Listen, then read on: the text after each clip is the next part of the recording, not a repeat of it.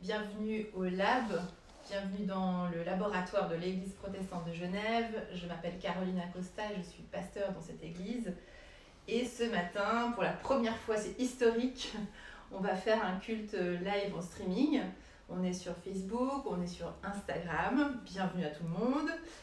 Merci à Victor qui est en train de filmer. Je vais essayer, donc vous voyez, je suis en plein exercice, je vais essayer de suivre en même temps sur la page pour voir voilà, si certains d'entre vous sont en train de se connecter. Donc je vais essayer de faire cet exercice-là. Alors, chaque fois qu'on ouvre un Sunday au Temple de Plainpalais à Genève, on a l'habitude de vous accueillir de la manière suivante.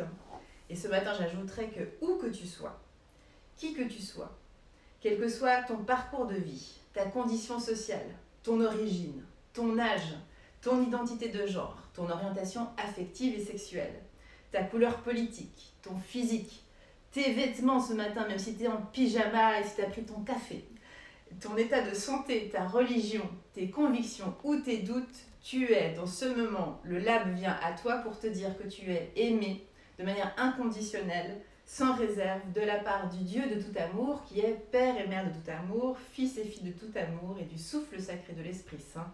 Amen. Voilà, je suis très heureuse de vous accueillir aujourd'hui. Alors pour celles et ceux qui viennent de nous rejoindre, je rappelle que le Lab, c'est un laboratoire de nouvelles manières de vivre sa foi et sa spiritualité chrétienne. Nous explorons des manières progressistes, donc vous allez peut-être découvrir une liturgie qui est féministe parce qu'elle est progressive, elle est inclusive. Donc on a même aussi l'image d'un Dieu maman, d'un Dieu papa. Donc vous allez voir, il y aura quelques petites subtilités au long de ce Sunday, ça permet à tout un chacun de le découvrir. Alors, comme ce matin on fait avec les moyens du bord, on aime bien au Lab allumer une bougie. Cette bougie, elle était allumée au début de cette célébration, de ce temps déjà, parce que ça nous rappelle cette lumière première et originelle dans laquelle toute notre vie commence. Il y a une phrase de Jésus dans l'évangile de Thomas qui dit « Si on vous demande d'où vous venez, vous pouvez répondre « Nous venons de la lumière ». Là où la lumière est née d'elle-même. Donc il y a cette première lumière originelle. Et ce matin, je vais en allumer 3 parce que nous ne sommes pas tous et toutes présents, ou bien nous sommes présents d'une autre manière. Alors je vais allumer une première bougie ici parce que chacun de nous, on est confinés chez nous. Et il y a des gens en Suisse, en France, en Italie, partout dans le monde. Donc c'est une manière de se dire, voilà, on est tous en communion au-delà du visible, chacun chez soi. Et puis, je vais allumer une bougie aussi ce matin parce que nous sommes dans cette période du Covid, il y a beaucoup de souffrance aussi, il y a des personnes qui nous quittent et qui retournent vers cette lumière originelle. Donc on allume une bougie pour celles et ceux qui sont en communion avec nous maintenant, mais dans l'invisible. Et j'ai une pensée particulière aujourd'hui pour le comédien genevois François Fleuret, et pour Michel Messiaud aussi, qui nous a quittés de la paroisse de Carouge. Je pense aux Carougeois ici aujourd'hui. Mais évidemment aussi à certainement des gens qui seront proches de vous, dans vos familles, parmi vos amis, et que vous avez perdu cette semaine. Évidemment, on a un temps de recueillement aussi avec eux. Et j'ai une pensée aussi spéciale pour Jean-Pierre Barry, dont c'était l'anniversaire aujourd'hui. Et puis il y a une troisième bougie que je n'ai pas encore allumée, c'est aussi la lumière de l'espérance et de l'avenir. C'est une bougie qu'on allume pour tous les êtres qui sont peut-être pas encore là, ou j'ai envie de dire aussi les êtres qui sont juste arrivés, parce que je lisais quand même hier qu'au HUG de Genève, on a enregistré quand même 357 naissances ce mois-ci, et ça c'est aussi bon de s'en souvenir, qu'en même temps qu'il y a la mort, il y a aussi la vie.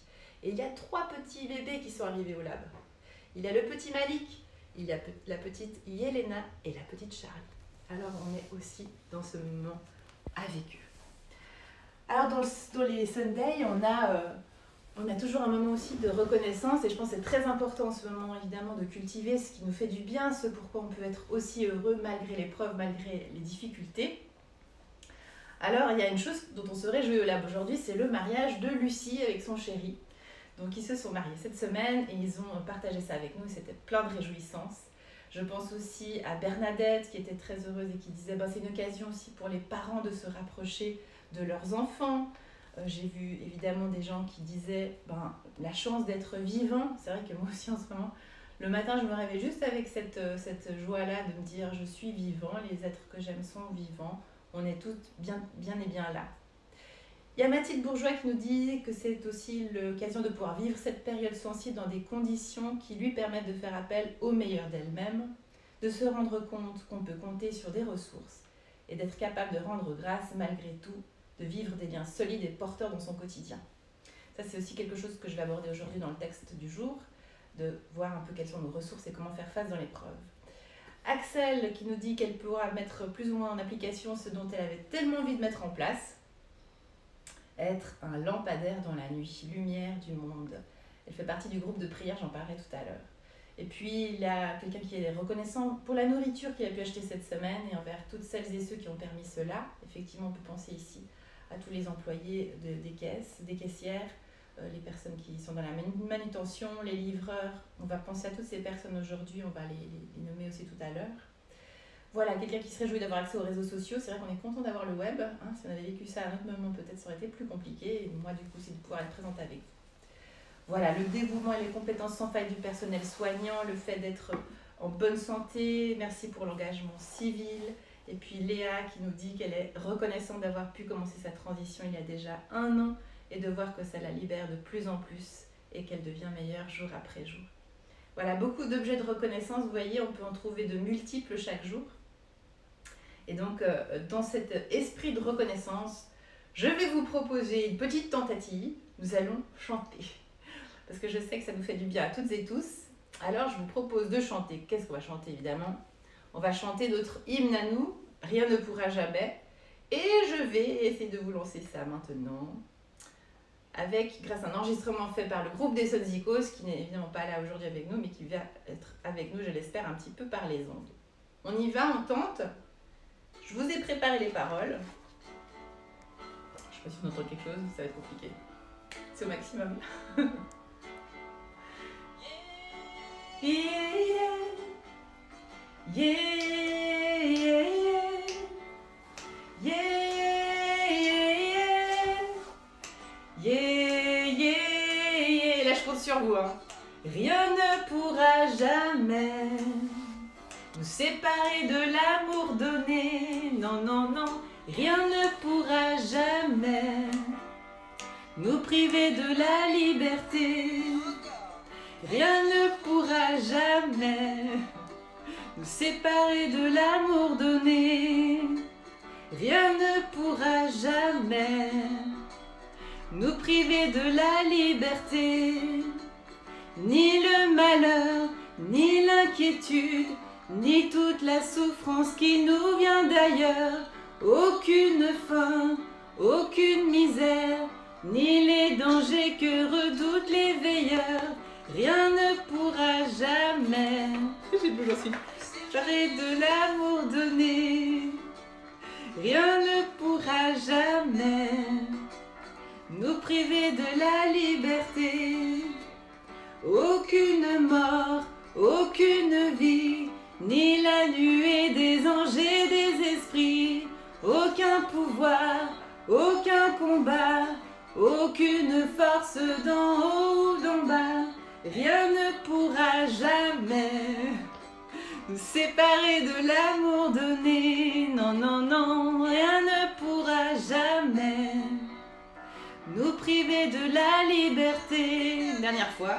Rien ne pourra jamais nous séparer de l'amour donné. J'espère que ça chante chez vous. Hein. Rien ne pourra jamais nous priver de la liberté. Voilà, voilà, voilà. On va s'améliorer pour les prochaines fois. On fera encore mieux la musique. Mais déjà, si on peut chanter un petit peu à la maison ce chant qui nous plaît tant, ça nous fait déjà du bien. Voilà les amis. Alors, dans les moments des Sundays, il y a toujours un temps de méditation. Alors, je vais vous proposer un petit temps maintenant. Donc là, vous êtes, si vous le pouvez, s'il n'y a pas trop d'enfants autour de vous, eh bien, je vous invite à fermer un petit peu les yeux et puis simplement sentir comment vous êtes là ce matin.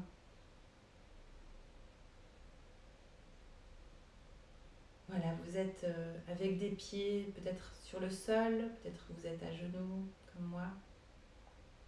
Et juste sentir ce contact de ses pieds plantés dans la terre.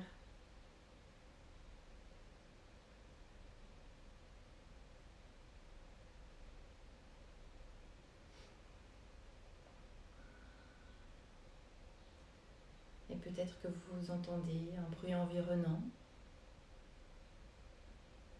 parce que vous êtes pleinement dans cette vie, les pieds ancrés dans le sol, sur la terre. Et peut-être vous pouvez porter votre attention au-dedans de vous et sentir un mouvement intérieur.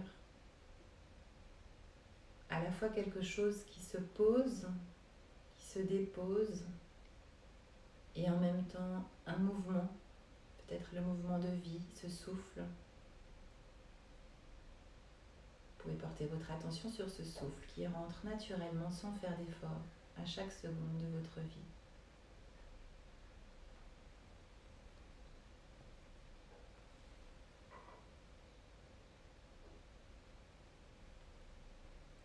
Peut-être vous pouvez sentir vos mains posées l'une dans l'autre et sentir se toucher. Et surtout si vous êtes peut-être tout seul depuis déjà quelques jours, peut-être sentez juste comment une main peut porter l'autre et comment votre propre toucher peut devenir une caresse pour vous.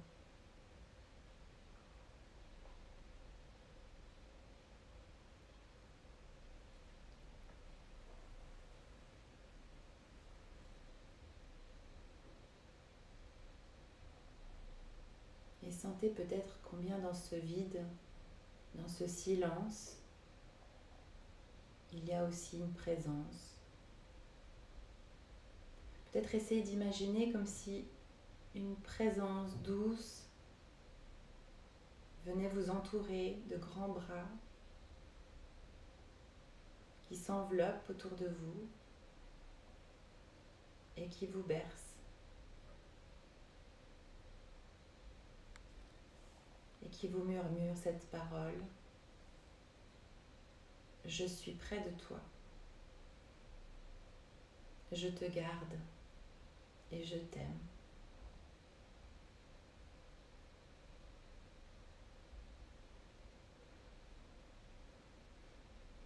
Et dans ce même espace, je vous invite à écouter le texte que je nous ai choisi pour aujourd'hui.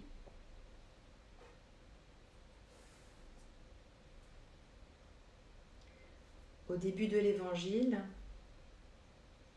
Jésus se fait baptiser par Jean le Baptiste. Et il est écrit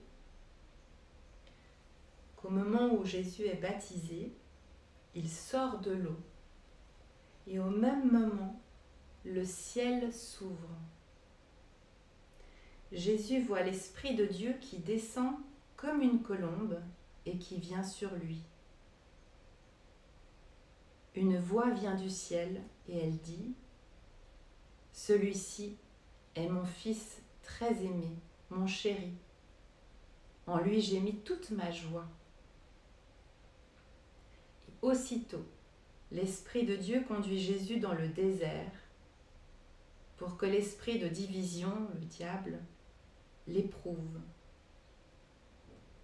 Pendant 40 jours et pendant 40 nuits, Jésus ne mange rien, il jeûne. Puis, il a faim. L'esprit de division s'approche de Jésus pour le tenter, pour le mettre à l'épreuve, et lui dit: si tu es fils de Dieu, dis à ces pierres, changez-vous en pain. Et Jésus lui répond: il est écrit, le pain ne suffit pas à faire vivre l'homme, ou l'humain ne vivra pas de pain seulement. L'homme vivra aussi de toute parole qui sort de la bouche de Dieu. Puis l'esprit de division emmène Jésus à Jérusalem, la ville sainte, la cité de la paix. Il le place tout au sommet du temple et il lui dit: si tu es fils de Dieu, jette-toi en bas, car il est écrit: Dieu commandera à ses anges de te porter dans leurs bras pour que tes pieds ne heurtent pas les pierres. » Jésus répond, « Il est écrit, tu ne mettras pas ton Dieu à l'épreuve. »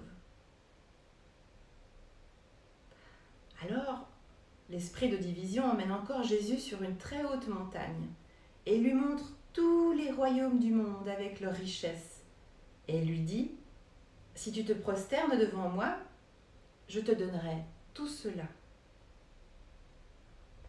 Jésus lui dit, « Va-t'en, esprit de division, toi l'adversaire, car il est écrit,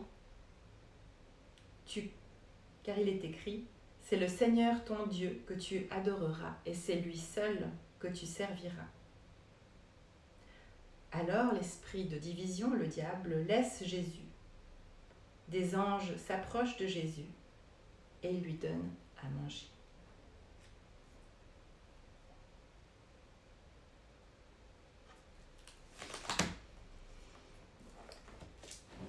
Alors je vous invite à revenir, si vous êtes encore dans le silence et la méditation. Et puis je vais vous faire un petit commentaire de ce texte que j'ai choisi parce que, alors évidemment c'est tous ce qu'on est en train de traverser actuellement, et puis pour ceux qui le savent, on est aussi dans cette période du carême, le carême chrétien. Cette période du carême, c'est 40 jours avant la Pâque de Jésus avec sa mort, la mort sur la croix et la résurrection. Et souvent, les chrétiens dans le monde choisissent aussi dans cette période-là de jeûner. Donc, ils font le choix volontaire de se priver de quelque chose. Alors, parfois, c'est le chocolat, ça peut être la cigarette, l'alcool, le sucre. Et c'est un choix qu'on fait volontairement. Puis en même temps, je n'arrêtais pas de penser à ce texte parce que je pensais à ce désert, je pensais à cette solitude de Jésus dans ce désert et à cette épreuve parce que c'est aussi quelque chose qu'on est en train de traverser les uns et les autres.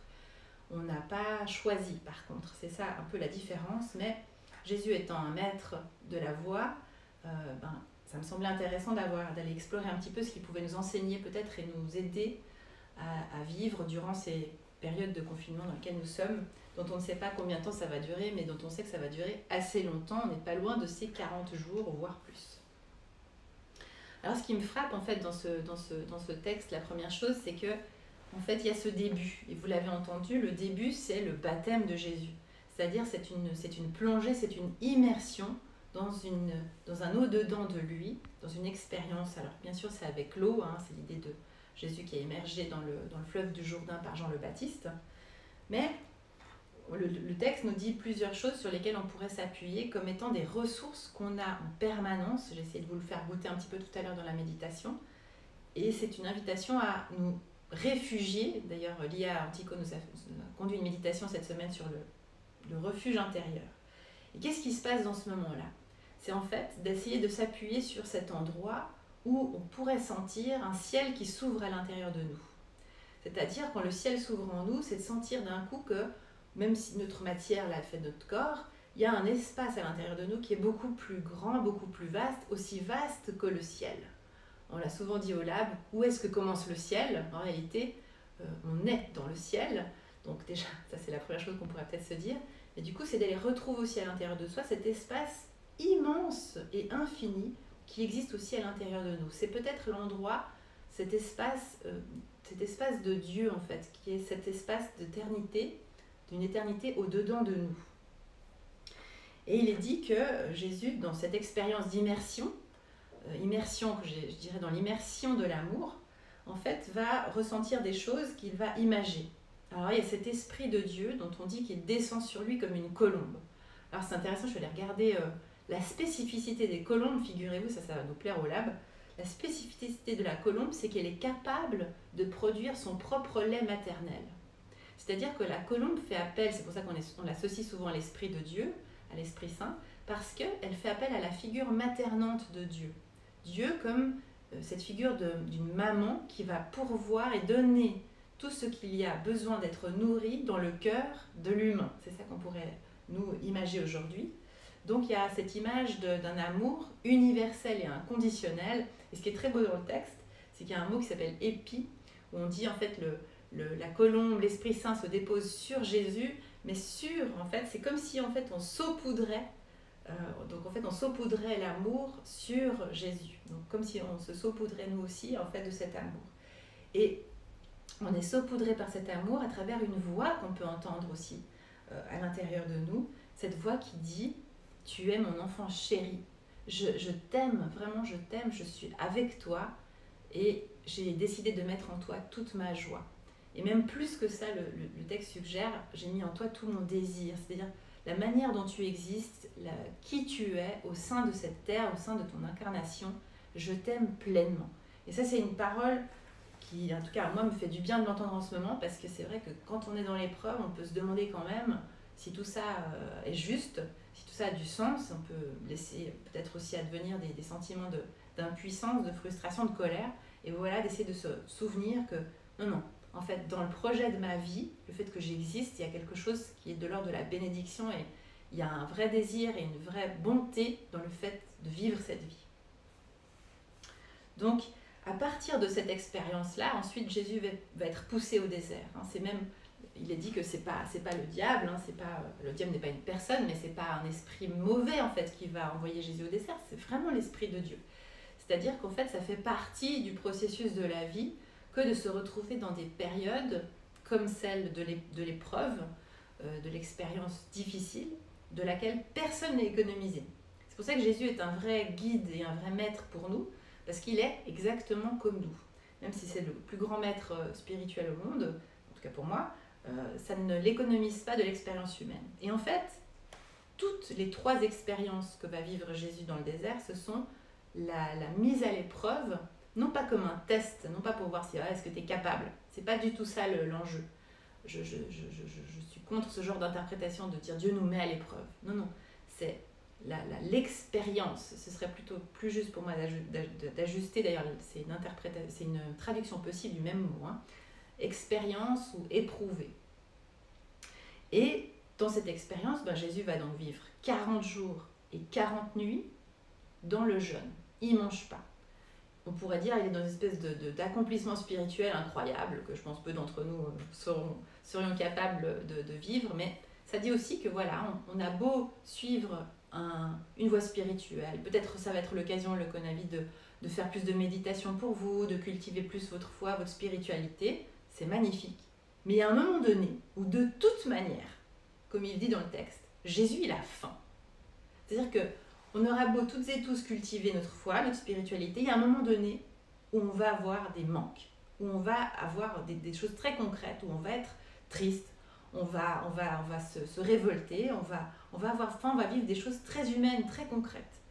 Et ça, c'est OK. Et je trouve que c'est très beau dans ce texte de se dire, voilà, n'ayons pas d'injonction d'atteindre des voies spirituelles maintenant suprêmes, et puis oui, c'est une occasion de... mais on va aussi être des humains avec des besoins. Alors, la réponse de Jésus, parce que du coup, l'éprouveur va venir essayer de nous chercher un petit peu en nous disant, tu peux, bien sûr, c'est important, il faut que tu manges, et tu peux résoudre ça d'une manière avec tu as un pouvoir pour le résoudre. Et Jésus va dire, oui, mais non. En fait, il va essayer de s'appuyer sur 3 citations, Jésus, qui sont dans le livre du Deutéronome. Le Deutéronome, juste pour resituer, donc c'est un livre dans la Bible qui est dans la période du désert. C'est aussi une période du désert, c'est quand le peuple d'Égypte va sortir et éprouver aussi l'expérience du désert, donc du manque, etc. Et en fait, dans le désert, ils vont pas avoir de nourriture et finalement Dieu va envoyer une manne. Et cette manne, c'est un pain auquel le peuple n'est pas habitué. Je vais essayer de faire pas trop long. Donc en fait, l'idée c'est, est-ce que dans cette période aussi du Conavid qu'on vit, il y a des choses qui vont nous manquer, mais est-ce que peut-être je peux m'ouvrir à quelque chose de différent? Peut-être ce qui me manque, ce que je n'ai pas maintenant dans cette période-là, peut-être qu'il y a autre chose qui m'est donné. Et si je continue de porter mon attention sur le vide, entre guillemets, je vais en crever. C'est-à-dire que ça risque de m'envoyer dans la déprime, le découragement. Alors que si je porte mon attention sur autre chose que peut-être va m'être donné, une autre nourriture en fait, intérieure ou peut-être même extérieure, quelque chose va m'être donné de la part de la vie, de la part de Dieu, auquel je ne m'attends pas. Alors est-ce que moi je suis prêt à l'intérieur à cette expérience de m'ouvrir à quelque chose de nouveau. Et peut-être si cette expérience du confinement pouvait nous ouvrir à être ouvert à la surprise. Parce que je rappelle que vraiment Dieu veut toujours le bien pour nous. Donc il va nous envoyer des choses auxquelles on ne s'attend pas, mais qui sont bonnes et qui sont des bonnes surprises. La deuxième chose, c'est l'expérience de la cité de la paix. Le diable, l'expérimentateur, celui qui veut essayer de... qui est quand même avec nous, hein, il est toujours avec nous d'ailleurs, où que nous allions, nous emmène à la cité de la paix, c'est-à-dire l'endroit où on serait le plus apaisé possible. Et dans cet endroit-là, le risque pourrait être de se dire ah, mais moi, de toute façon, il ne peut rien m'arriver. On l'a vu aussi là, il y a des gens qui pensent qu'ils pourront pas être, ils ne seront pas touchés par la maladie ou par la pandémie. Ou des gens, alors là, le sommet, c'est aussi ces religieux qui pensent qu'en priant, eh ben, on va être économisé de la maladie, ce qu'on a évidemment vu qui est complètement faux. Donc, essayez de juste quand même reprendre la mesure de d'accord, je peux trouver des espaces de paix, de plénitude, mais je suis quand même un être fragile, vulnérable, et je peux mourir.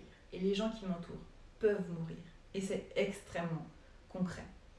Donc ici, il y a l'expérience de se dire, est-ce que aussi je suis en train de prendre la mesure, moi c'est ce que j'ai vraiment ressenti très fort ces 15 derniers jours, c'est tout d'un coup ma mortalité. Oui, il y a peut-être une expérience de cette part en moi qui ne va jamais mourir, qui est éternelle, mais concrètement là je suis ici et maintenant. Et demain, je peux mourir. Demain, je peux mourir ou je peux perdre des proches. Alors ça nous invite, et c'est l'invitation à peut-être aussi entrer dans le relationnel. Et ça, c'est la troisième épreuve pour moi, l'épreuve du Christ, c'est quand le diable lui dit « Mais je vais te donner tout le pouvoir sur tout, sur tous les autres, sur les royaumes. Je te donne tout ça. » C'est-à-dire une espèce de maîtrise et de contrôle total sur les autres qui ne reconnaît absolument aucune dépendance. Donc je suis dans l'autosuffisance totale. Et là, Jésus aussi va redire que non, en fait. Quand il dit « je ne vais pas me soumettre au diable, mais je vais me soumettre à Dieu », c'est une manière de dire « je suis un enfant, je suis complètement dépendant de ce qui m'environne, je suis dépendant des autres, et donc je suis cet enfant qui préfère accorder sa confiance à Dieu, Dieu en tant qu'amour, plutôt que, non pas des choses bassement matérielles, mais c'est-à-dire d'essayer de se raccrocher au fait que ce que je perçois, ce que je vois du monde actuellement, ce n'est pas le fin mot de l'histoire, il y a quelque chose de plus grand. Et ça, c'est évidemment le saut de la foi, ça c'est l'abandon total. Est-ce que je peux me remettre, et ça c'est quelque chose qu'on a aussi découvert cette semaine avec la prière du Lab, est-ce que je peux à un moment donné, moi je vais vous dire très concrètement, je l'ai vécu parce qu'il y a des moments où en fait, moi aussi je me sens complètement démunie et impuissante et je ne comprends pas. Et de se mettre simplement à genoux et de prier, mais de prier le Père, la Mère, ce Dieu qui nous dépasse infiniment et qui en même temps est extrêmement proche, pour y trouver ce soutien et cette manière d'être porté, mais qui ne va pas m'économiser de l'expérience douloureuse de la mort ou de la perte de mes proches. Alors voilà un petit peu ces trois expériences auxquelles nous allons probablement être confrontés les uns les autres, et d'essayer de s'ancrer dans quelque chose qui est de l'ordre de la confiance que, ok, nous allons vivre des épreuves difficiles, mais nous sommes portés, notre vie est bonne, et est-ce que je peux m'ouvrir à peut-être des surprises que Dieu va m'envoyer durant ce temps de confinement. Voilà un petit peu ce que j'avais envie de vous partager ce matin. C'est bien parce que je fais l'expérience là qu'il faut parler, donc je prends un petit peu d'eau. Hein, parce que j'ai pas faim, mais j'ai soif aussi, comme le Christ, à un moment donné. Voilà. Écoutez, j'ai pas du tout pu suivre si certains d'entre vous ont commenté ou pas. En tout cas, j'ai envie de vous proposer dans ce dernier temps de nous retrouver ensemble dans la prière. Vous savez qu'on a un groupe de prière au Lab depuis une dizaine de jours. Et en fait, je me suis permis de préparer ça avec les filles. Donc en fait, on a un cœur priant. Nous avons, il y a 34 personnes aujourd'hui dans le groupe de prière du Lab qui sont nommées dans le cœur là. J'ai mis tous leurs prénoms. Hier soir, je le faisais en écrivant. Je me suis dit, mais c'est incroyable le nombre de personnes sur lesquelles on se repose tous les soirs à 21h. Ces personnes allument une bougie sur le balcon, sur la fenêtre. Vous pouvez évidemment nous rejoindre à n'importe quel moment. Et puis on va déposer toutes les intentions de prière qu'on a eues dans la semaine. Et là, en fait, dans les petits cœurs, j'ai mis toutes les intentions, les personnes que nous avons portées depuis le début. Donc vous voyez, ça fait un grand nombre de personnes et je sais que ça soutient énormément. Et j'aimerais vraiment remercier ce groupe de prière. Chacun d'entre vous, pouvez évidemment nous rejoindre. Et je voulais partager avec vous, en fait, la prière que du coup j'ai écrite cette semaine et qui va nous conduire dans l'intercession maintenant.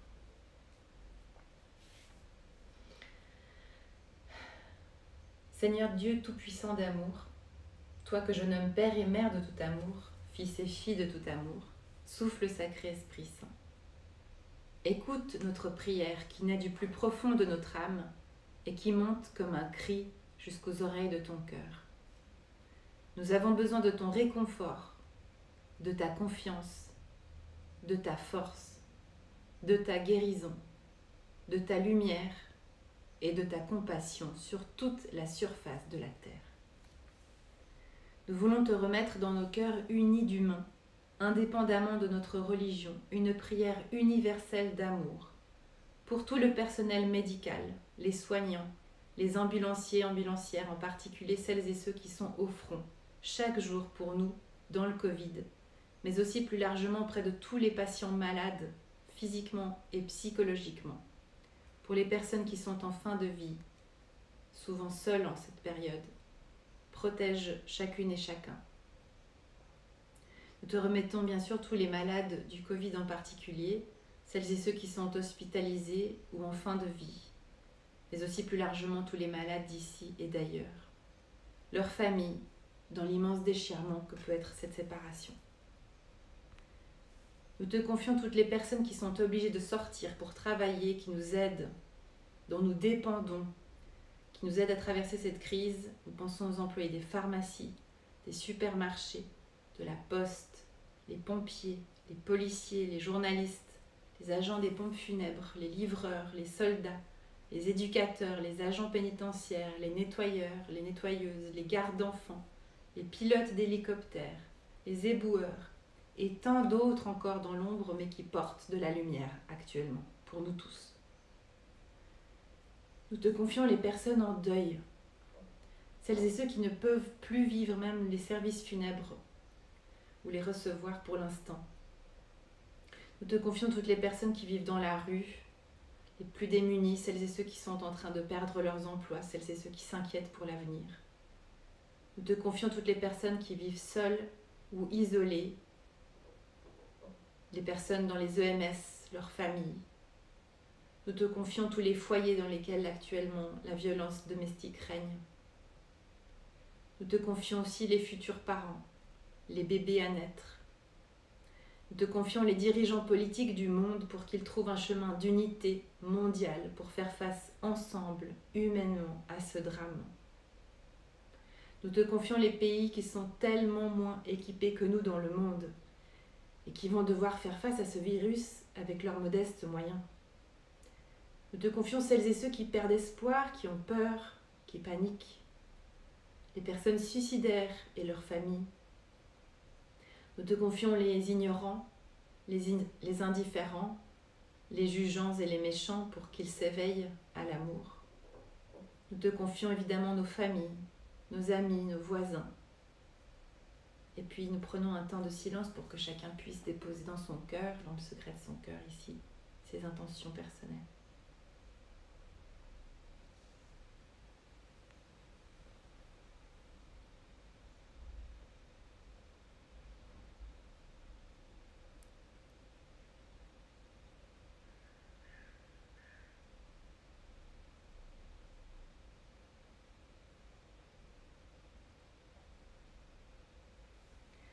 Seigneur Dieu tout-puissant d'amour, préserve notre capacité à goûter dans l'instant présent le fait que nous soyons vivantes et vivants.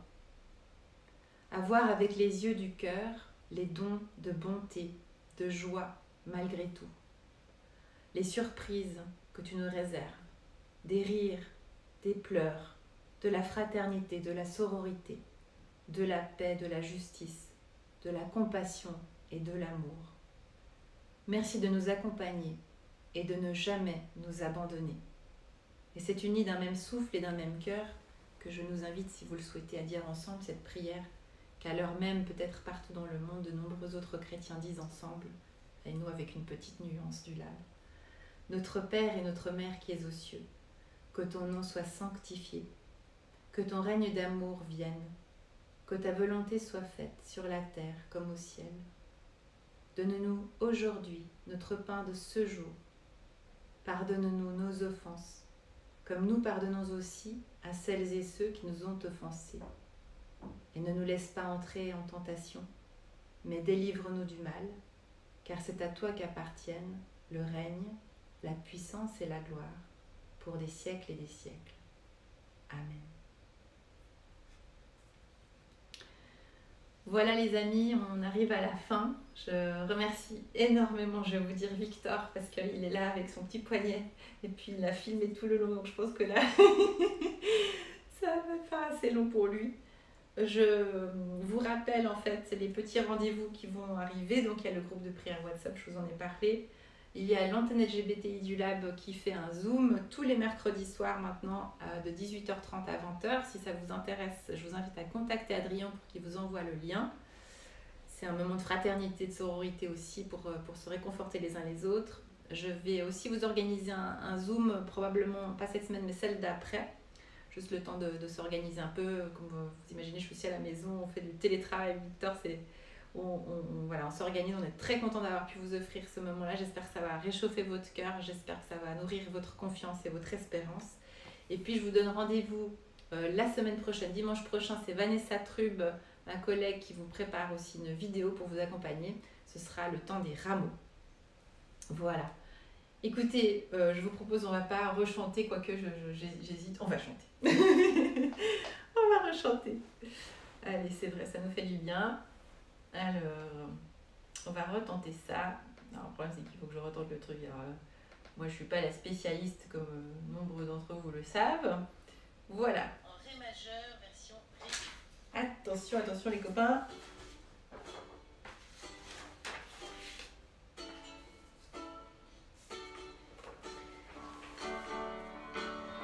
Un peu la musique. Rien ne pourra jamais. Yeah, yeah, yeah. Ça c'est spécial Simon. Yeah, yeah, yeah. Yeah, yeah, yeah. Allez tous ensemble. Rien ne pourra jamais nous séparer de l'amour donné. Rien ne pourra jamais nous priver de la liberté. Encore une fois, je crois. Rien ne pourra jamais nous séparer de l'amour donné. Rien du tout peut vous séparer. Rien ne pourra jamais nous priver de la liberté. Liberté intérieure. Ni le malheur, ni l'inquiétude, ni toute la souffrance qui nous vient d'ailleurs. Aucune faim, aucune misère, ni les dangers que redoutent les veilleurs.